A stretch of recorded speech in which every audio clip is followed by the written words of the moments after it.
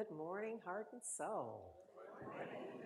Thank you for showing up here in the room this morning, and thank you for tuning in if you're at home or wherever you are in the world. I'm grateful that we could spend this time together. I am especially grateful that our good friend of heart and soul, Charles Holt, is with us this morning. I have been wanting to work it out so that Charles could be with us, and suffice it to say, we have worked it out and Charles is with us. So this is where the church is supposed to say amen. Amen indeed. So it is indeed, we are indeed on an adventure in faith. I want to acknowledge you. Last week, I spoke a bit to you, I spoke a little bit about our food bank drive. And it's not, it's an interesting thing for me because it is both about the food bank and it's about our giving. It's about us developing a spiritual pattern and practice of giving and giving consistently. And what we've determined is that the food bank drive is a good way to practice. So it's an important shift in the world, in our community, in our expanded community, if we can get there. And our getting there is building the muscle as givers. There would be those, I don't know the kind of households and families of origin that anybody grew up in, but every now and then I get those impulses from the past. My mother's voice, my family, my parents kind of impress on my heart. And ours was one of service. There was no way you could expect to just do you. And no, stay on point, Andrea.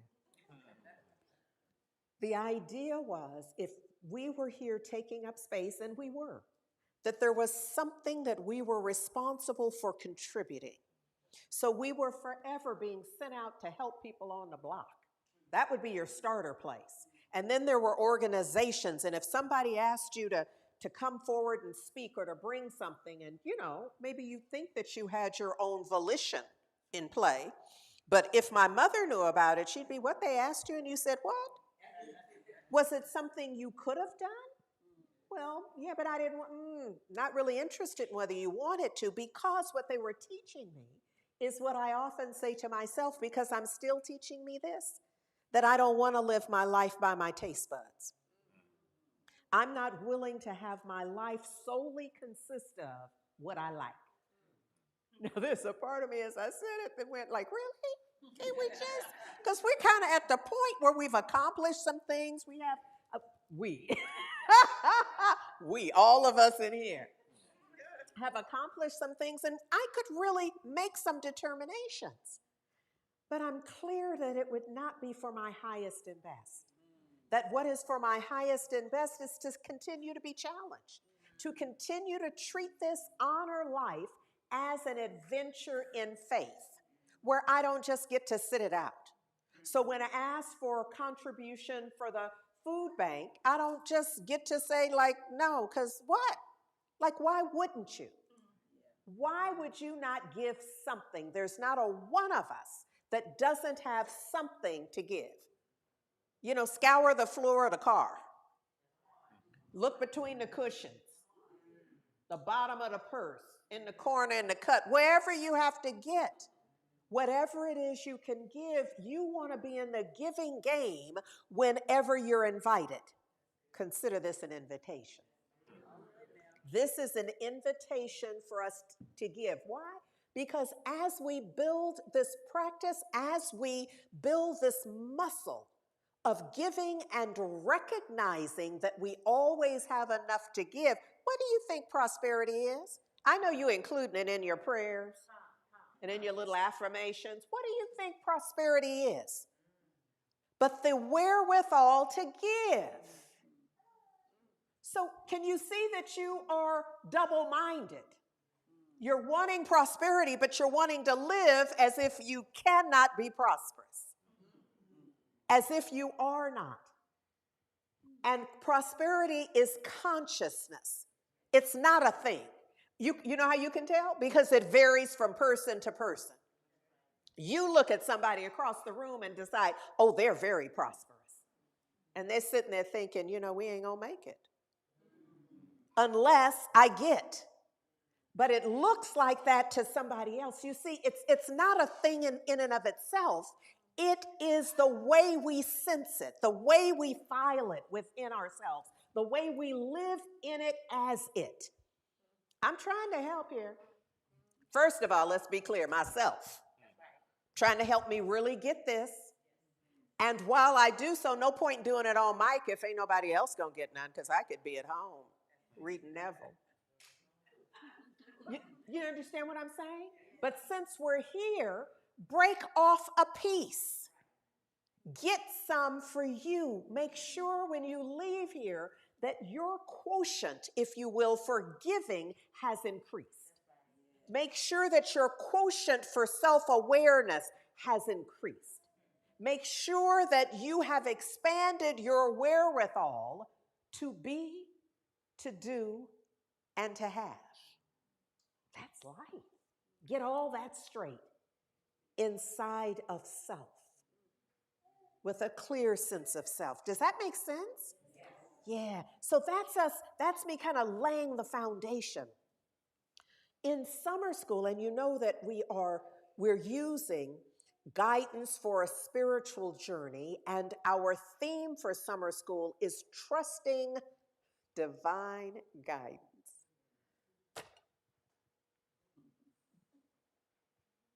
Lord. Sometimes we declare a thing not knowing what it requires of us. Because it kind of rolls off the tongue, doesn't it? Trusting divine guidance. Every one of us are like, yes, that would be, but think about this. How come you're not doing that now? Because it's easy enough, I imagine. I mean, it hasn't been for me, but that's because I'm looking more closely at my behavior. And I see where I get right in there with my personal preference. Just kind of edge God out and just fit myself right in there. Like I was trusting you and you guided me to the corner, but I'm not turning that way. And then I insert myself and I decide, well, I'm going in that direction, but I ain't making that turn because that looks like something I don't want to do.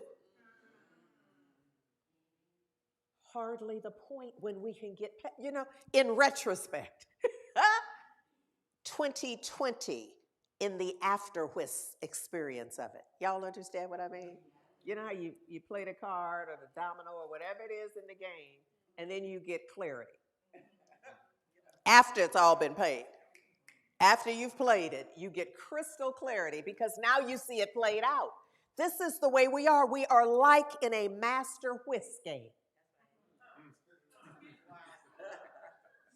And we are doing our best to live in the after whisk, the story of it.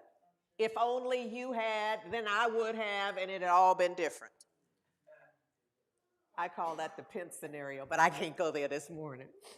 Anyhow, so look, Ernest Holmes offers us this, that the mind principle around you is reactive to your thought, always. The mind principle around you, that brings it into form, into actuality, into demonstration, into manifestation. It is reactive. It responds to your thinking. Now, sometimes I feel like we need to have an asterisk there because it's not that thought that you had 2 years ago about winning the lotto. It's not that thinking. It's that consistent, repetitive thought. It's the thought that cuts a groove in your consciousness. It's that thought where sometimes when you think it long enough, you can't tell the difference. You can't tell, like if you are doing this thinking, let's say around, name something, Give me something quickly. Finances. So you're doing it around finances. And say something more about what is finances isn't a real thing. Money coming in. Excellent. So about money coming in. So there's a point at which you begin the practice. And it's just an idea. So maybe you're beginning journaling, or you're doing a vision board, or you're doing whatever it is that helps you to get a sense of having more. And part of that sense of having more, what's important in this is that you have a purpose for it. Is that you're not just, I want more. But what does more translate to for you? So at that point that the individual has all that laid out, well, it's a new house, and or a different house, and it's a this, and it's a this, and then I can get the treatment I want, and then I can get whatever it is, be really clear about what that is. Now, there's a point at which it is simply written, or it's pictorial, or whatever it is, but it's not the thing itself in you. You know you're still talking about it, you're still thinking about it, you're still writing about it. But then there's a moment when you can't tell the difference. There's a moment where you really buy in. There's a moment where before you're doing it, there's a moment where it's doing you. There's a moment where it takes you on. You have taken it on by all the writing, the journaling, the declaring, the clearing, because if you are affirming a thing and it doesn't feel real to you, it's not doing nothing. All you're doing is saying some words. I need to really be clear about that. I'm one who believes in affirmation, but everything you say is not true to you. And until it's true to you, it's not going to make a difference. So sometimes there's some clearing work that you must do personally in order to bring that to a point of personal clarity and belief. Because if you don't believe it, it don't believe you. And it's not unfolding on your planet. Does this make sense? So Ernest Holmes says that its chief characteristic, this mind principle, is its susceptibility to your impression. So whatever it is you're thinking, so you're thinking, I want more money coming in. I want more money coming in. I want more money for this. I want more money for this. I want more money for that. I want more money coming in. Now, you've thought that all Sunday morning. And then on Monday, something comes in the mail, and you're thinking, this ain't going to work. I don't know what I'm going to do because this isn't working. But somehow you want to believe that the thoughts you had on Sunday is going to beat up the thoughts you just had on Monday. And the Monday that you spend arguing with the bankers and with whoever owes you something and all the things, you want to act like that doesn't impact in any way, shape, or form the work you did on Sunday. I have come today to say it's all the same thing. It is your impress on divine mind. And if you're impressed on divine mind, because what it is done unto you as you are yet believing, while you are engaged in believing. And so whatever that is, the emphasis, the attention that you put on it is what is good. Does that make sense? Thank you for that as an example. That helps. So look, you know we're still working in that lower quadrant because we're wanting to get very clear that whenever we go there, whenever we feel ourselves in a victim consciousness, that there's something else going on. We don't want to believe even our own hype. So when we find ourselves kind of what I call under the bed, when we find ourselves feeling defeated, you don't want to believe the hype. You don't want to believe that you are defeated. Why? Because believing you are defeated fuels feelings of being defeated. And soon, if you do that long enough, you will not be able to distinguish between thinking you're defeated and being defeated. And I know this can be difficult to really accept because some of us, our minds want to go to what about? What about? What about? I'm going to suggest that for the next year and a half, you suspend your whataboutness and just do it. And there's no magic in a year and a half. I just want you to do it long enough that you've forgotten you used to do it. Is what it is. Do it long enough so that it's no longer a habit of questioning, well, what about this and what about that? Just do it. Begin this process of trying it on. That is what I believe keeps so many of us out of the game. This game of, well, here at Heart and Soul, this month of July, we are focused on freedom. We're affirming, I accept that I am free every day. Now, that's not working for nobody who don't believe that they are free every day. Now, it doesn't mean that your life has to give you proof of that yet. It means that you must adjust your thinking sufficiently so that you can hold a picture in mind, that you can develop a vision of you free every day. Now, I don't know what that means to you because it's not the same for everybody, Frederick Douglass. Mother Harriet. Freedom's going to mean something different to different people. A woman in a relationship that's abusive, freedom for her is going to look different than somebody in the executive suite who knows they're not free there. But you see how the freedom looks different. This is important to note that you're not comparing your freedom with anybody else's. The affirmation that we've been saying is, I accept that I am free every day. But I bring the good news and the bad. You ain't free unless you can believe you free. That's where it begins. Now, it's true about all of us, but it will not be true personally for any one of us until that one believes. Yeah? Okay, so look. I'm going to share some ideas from Neville Goddard this morning. But in order to do so, well, in one of his essays about attention, he starts it with the scripture, James 1. And I think he uses King James Version, that a double-minded man is unstable in all his ways. I like to draw from the Peshitta, translated for English speakers. And it says, well, let me take you from, it's really just James 1 and 8, but I want to take you back to 5 to get a little runway here. So it says from the Peshitta, but if any one of you lacks wisdom, let that one ask from the divine, from the living one, from the strong one, who gives to everyone simply and does not reproach, and it will be given to him. So you got to bring yourself right. There's some stuff you have to do. And now you can ask all day long, like you can affirm all day long. How it sticks has everything to do with how sticky you are.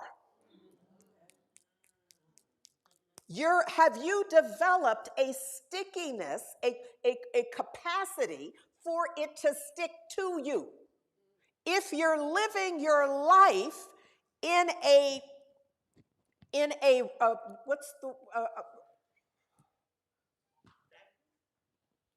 if you're living your life in opposition, in resistance to what you're desiring and declaring for yourself, then you want to be aware of this. But you can drop that like it's hot and simply be available, be in a surrendered consciousness.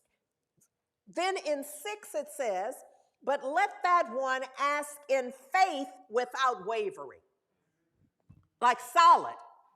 A solid place in faith. So we're on an adventure in faith. So we're getting better and better about holding our faith consciousness, about staying in faith. No matter how the ride goes, no matter how life, wherever it delivers us, we're getting better and better at recognizing that it's still God, that it's still good. We're not trying to rush to judgment while the thing is happening, figuring out the good, but we know there's some good in this. We know there's something for each of us in this. In 7 it says, And let not that person think let her not think she gonna get nothing if she hadn't done what's required. That's essentially what's that saying. Do not think that it's all going to unfold for you just because you, on one Sunday 6 months ago, said an affirmation during the recitation. That ain't how it works. Now, you're better off having recited that than having not recited it, but that's not transforming your life. The transformation of your life is on the inside. Whoever wavers in their mind is troubled in all of their ways. That's that notion of being unstable. And this is about the prize goes to stability, consistency. Can you see that? That if you're going to accomplish, have your prayers realized, have your dreams realized, you must be stable in your dreaming and in your praying. And in your living, your dreaming and your praying. Is this making sense? Yeah. All right. Sometimes I can't tell by looking at y'all. Neville says this. He says, the great success of, let me tell you this though. There is this little video I saw that's really been wearing me out in a weird way. I happen not to be. I'm not really a pet person. So when I see little pet videos and such that really get me, there's something that's working with me. So I saw this little video recently of a dog who's sitting at a little table, looks like this, little table, and there are 2 paper cups. Oh, I wish I'd had you bring me 2 paper cups, Falda, just so we could really pull this off. And so the person is here with the camera, and the dog is over here, and we got the 2 paper cups, and the person is mixing the paper cups like you've seen magicians do with the nuts and such on TV, yeah? Okay, so there's a little mixing of the cups going on. And then they stop, and the dog goes, that cup. And sure enough, bring me cups, babe. Because we need, everybody can't, their imagination has not been fully developed. So the dog picked this cup and turned it over, and there was a little treat under there. So the dog, how would you feel? You got the little treat, so you're feeling like, oh, yeah. So the dog takes on the treat, has the treat in the mouth, and I imagine is gobbling it down, and I think that's what the dogs do. And then the person here with the camera turns this one over, and it's full of treats. So this one had 1 treat. You literally see the dog look like, what? And I didn't know dogs had a what expression. What you talking about? That one got what? Because I was kind of celebrating the 1 treat till I saw that this other cup had multiple, whole little pile of treats. Do you know this dog spits out the treat that I thought the dog had gobbled a treat. Because, it looked like gobbling to me. The dog does something, and I realize the dog is getting that treat out. It looked like chewing, but drops that treat and then touches this other cup. Now, I thought, this is a heart and soul dog right here. Because sometimes a sticking place for us is we don't realize we can change our mind. Now, I don't know whether the dog owner gave him all the treats. I don't know, nor do I care. But I know that in the divine sphere of our living, it responds to us as how we are. So you could have a whole video of the dog then slumping off and the dog being sad and depressed for maybe a week or 2 because they only got the 1 treat and they know it was their own fault. See, now I'm anthropomorphizing in a human way the dog. Because if the dog was like us, the dog would need therapy now. Because it only got the 1 treat, and there were multiple treats available, and I don't know that I can live no more. You know what I mean? It's just, life is just, God is no, it just would change everything. But instead, we get this example of, because I thought, I got to be as smart as this dog on Twitter, that I can just say, you know what? Never mind about that one. Because it was just like he said, I meant to touch this other one right here. This is the one I meant. Because I want this. And I thought, how often do we give up? How often do we give up? When the thing is right there, we just say, no, let me just focus myself in a different way. Neville says a great secret of success is to focus the attention on the feeling of the wish fulfilled without permitting any distraction. That dog didn't look like it was self-blaming. It didn't go through, it went right to my new focus is the other cup. All progress depends on an increase of attention. Focused attention, the ideas which impel you to action are those which dominate the consciousness. These passing thoughts, an idea about prosperity, an idea about health, when you're not eating no different, not moving any different, not doing nothing but having an idea every now and then, is not going to make a difference. All progress depends upon an increase of attention, focused attention. You're going to have to get this so that you don't have to read the affirmation. You know the affirmation and the affirmation knows you. Yes? It says that the ideas which impel you to action are those which dominate the consciousness, those which possess the attention. And when your attention is possessed, your life changes because it can't do anything else. We know the power of mind. When mind is so exclusively focused, it absolutely begets exactly what you're focused on. The idea which excludes all others from the field of attention discharges in action.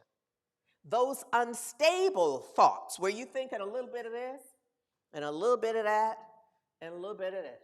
So you got the idea, you took the class, you got the vision, and now you spend time though thinking about how that's not really possible. You know, it looked like if it was prosperity, there was a number, let's say, and the number was all up here. But after you sit and get out of the energetic field of the class, and the other participants who were also encouraging in this way, you now have brought down the number.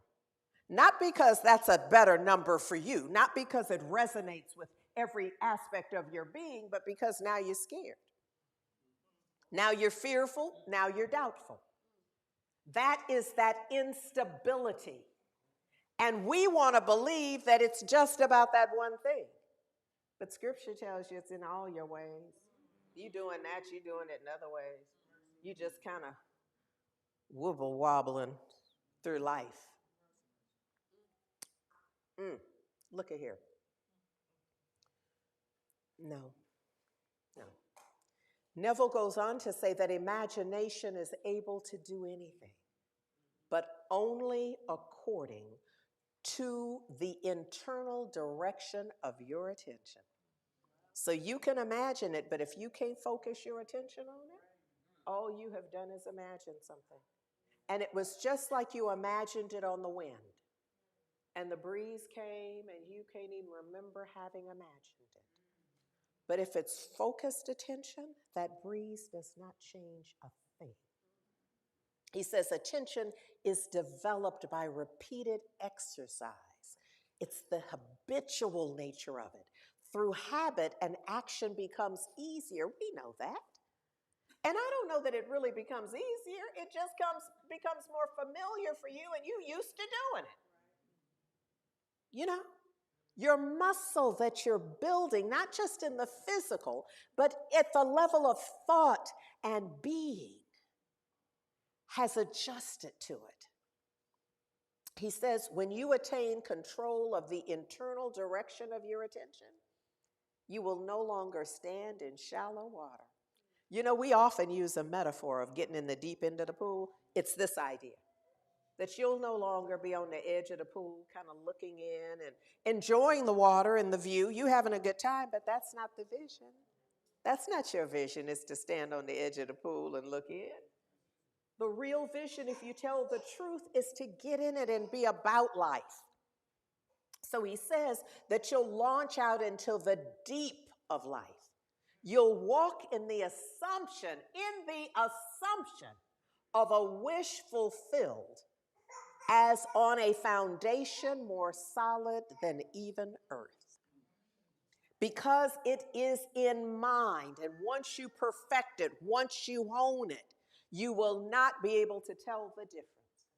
You'll walk and sit and live in it. Oh, it's a beautiful, beautiful thing. And so look,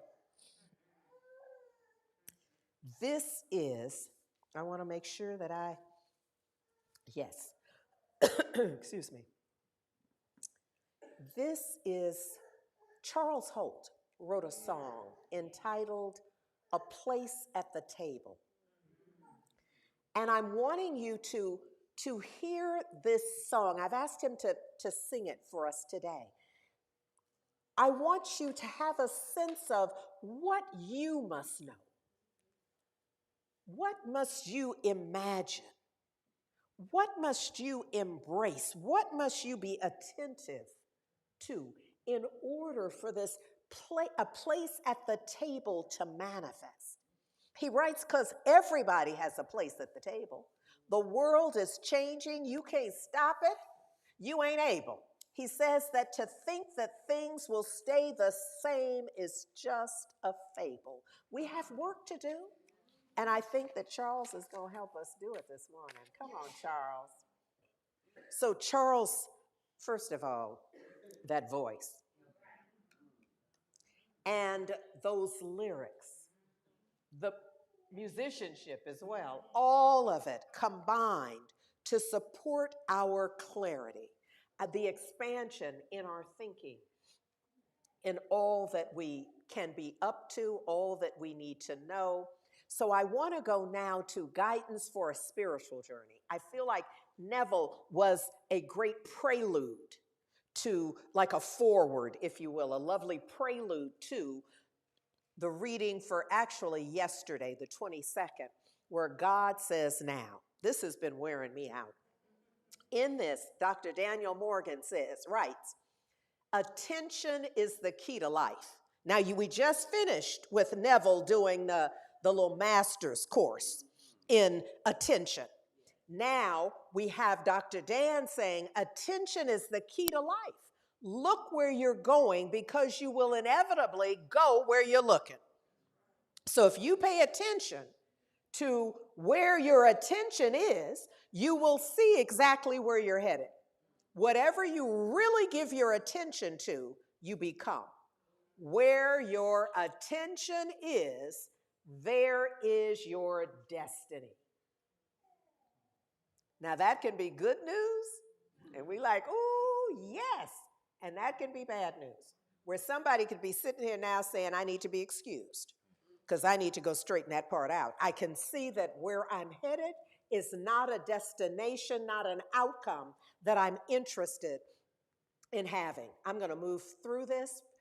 So now Dr. Dan goes on to talk about that now is the accepted time. When we understand the power of attention and we apply that to there is only now, and Dr. Dan saying now is the accepted time, it is what you do in the present moment that counts.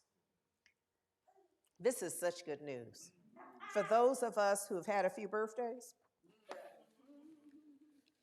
because if you've only had a few birthdays, like this little one back here, and in subsequent years, they're not going to have much issue shifting gears.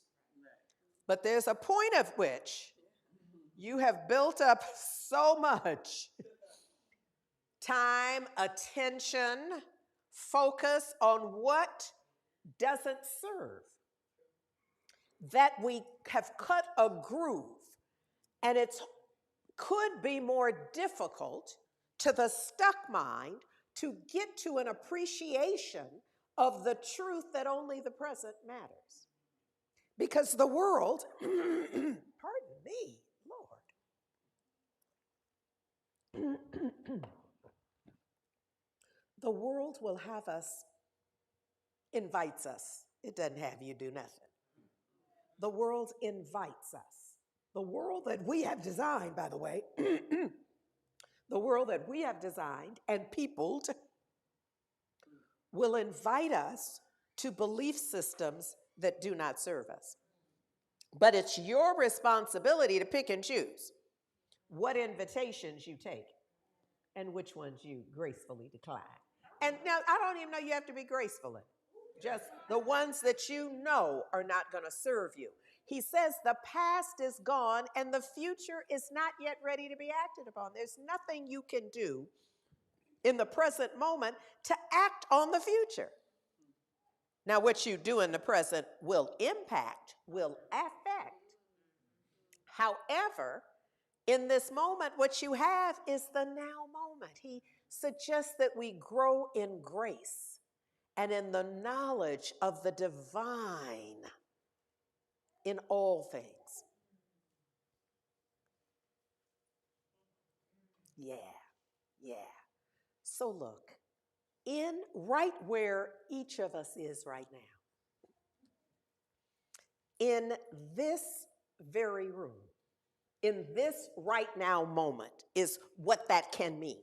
As we think about this notion, when I say to you, in this very room, y'all at home and other places, I don't mean right here at this address. Sometimes when I say it, I mean my consciousness. What I mean is what's available to us in this right now. And right now, in this moment, I mean right now. In this very room is less about a locale than it is about in consciousness. In this very consciousness, in this right now moment, there's something that's possible right now that wasn't possible a week ago, a day ago, a little earlier this morning. And there's something that as I am in this right now moment, that nothing is accessible in the future to me right now. What's available to me right now is what I must take responsibility for. And in this very room, there's enough love. See, this is what this food bank contribution is intended to help us get. That there's quite enough money, food, resources in order that no one has to go hungry. But I don't know that we can get there just by having said that. Because what did I tell you? What you affirm, if you don't believe it, it really don't matter that somebody affirmed it. Because if your mind then goes to, well, how many children there are and how many, you trying to do some arithmetic around it, this ain't that. This is not an arithmetic problem that can be solved with numbers. This is a consciousness opportunity. This is an awareness that in this very room, in your consciousness, there's quite enough love for everything. There's quite enough joy for everything. There's quite enough hope. There's quite enough power. There's quite enough prosperity consciousness to chase away all gloom, all doom, all doubt, all fear. If you're willing to know this and stand in it.